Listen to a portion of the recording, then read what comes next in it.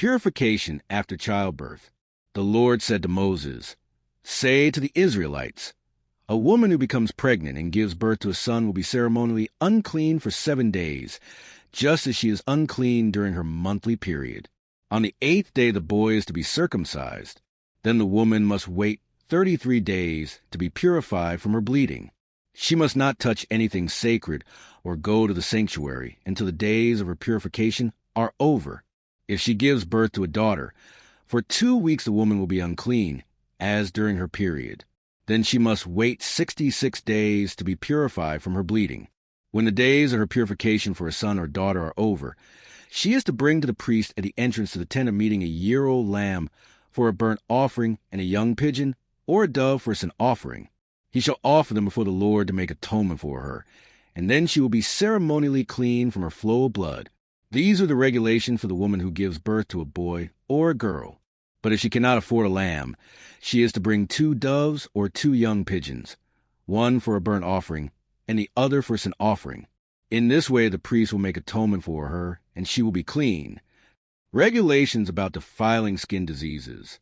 The Lord said to Moses and Aaron, "When anyone has a swelling or a rash or a shiny spot on their skin that may be a defiling skin disease, they must be brought to Aaron the priest or to one of his sons who is a priest.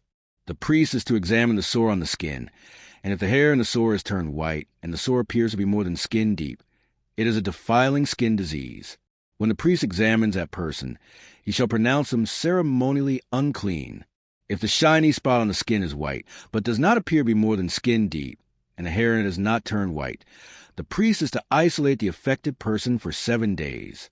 On the 7th day the priest is to examine them, and if he sees that the sore is unchanged and is not spreading the skin, he is to isolate them for another 7 days. On the 7th day the priest is to examine them again, and if the sore is faded and is not spreading the skin, the priest shall pronounce them clean. It is only a rash.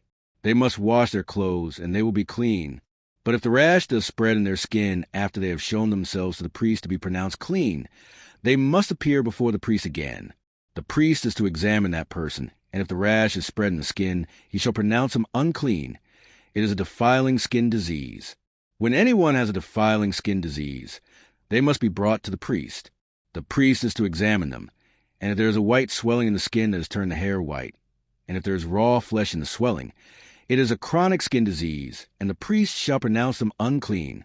He is not to isolate them, because they are already unclean. If the disease breaks out all over their skin and, so far as the priest can see, it covers all the skin of the affected person from head to foot, the priest is to examine them, and if the disease has covered their whole body, he shall pronounce them clean. Since it has all turned white, they are clean. But whenever raw flesh appears on them, they will be unclean. When the priest sees the raw flesh, he shall pronounce them unclean. The raw flesh is unclean. They have a defiling disease. If the raw flesh changes and turns white, they must go to the priest. The priest is to examine them. And if the sores have turned white, the priest shall pronounce the affected person clean. Then they will be clean. When someone has a boil on their skin and it heals, and in the place where the boil was a white swelling or reddish-white spot appears, they must present themselves to the priest.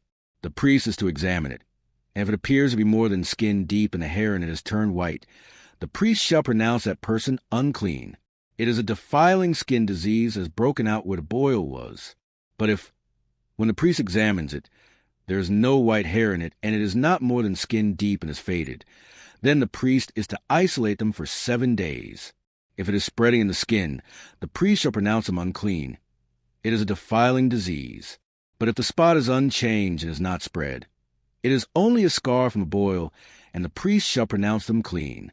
When someone has a burn on their skin and a reddish-white or white spot appears in the raw flesh of the burn, the priest is to examine the spot, and if the hair in it has turned white, and it appears to be more than skin deep, it is a defiling disease that has broken out in the burn.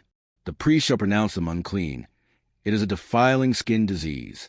But if the priest examines it, and there is no white hair in the spot, and if it is not more than skin deep and is faded, then the priest is to isolate them for 7 days. On the 7th day the priest is to examine that person, and if it is spreading in the skin, the priest shall pronounce him unclean. It is a defiling skin disease. If, however, the spot is unchanged and is not spread in the skin but is faded, It is a swelling from the burn, and the priest shall pronounce him clean. It is only a scar from the burn. If a man or a woman has a sore on their head or chin, the priest is to examine the sore, and if it appears to be more than skin deep and the hair in it is yellow and thin, the priest shall pronounce him unclean. It is a defiling skin disease on the head or chin. But if, when the priest examines the sore, it does not seem to be more than skin deep and there is no black hair in it, then the priest is to isolate the affected person for 7 days. On the 7th day the priest is to examine the sore, and if it is not spread and there is no yellow hair in it, and it does not appear to be more than skin deep, then the man or woman must shave themselves, except for the affected area, and the priest is to keep them isolated another 7 days. On the 7th day the priest is to examine the sore, and if it is not spread in the skin and appears to be no more than skin deep, the priest shall pronounce them clean. They must wash their clothes, and they will be clean. But if the sore does spread in the skin after they are pronounced clean, the priest is to examine them. And if he finds that the sore is spread in the skin, he does not need to look for yellow hair. They are unclean. If, however, the sore is unchanged so far as the priest can see, and if black hair has grown in it, the affected person is healed. They are clean, and the priest shall pronounce them clean. When a man or woman has white spots on the skin, the priest is to examine them, and if the spots are dull white, it is a harmless rash that is broken out on the skin. They are clean. A man who has lost his hair and is bald is clean. If he has lost his hair from the front of his scalp and has a bald forehead, he is clean. But if he has a reddish-white sore on his bald head or forehead, it is a defiling disease breaking out on his head or forehead. The priest is to examine him, and if the swollen sore on his head or forehead is reddish-white like a defiling skin disease, the man is diseased and is unclean. The priest shall pronounce him unclean because of the sore on his head. Anyone with such a defiling disease must wear torn clothes, let their hair be unkempt, cover the lower part of their face, and cry out, "Unclean! Unclean!" As long as they have the disease, they remain unclean. They must live alone. They must live outside the camp. Regulations about defiling molds.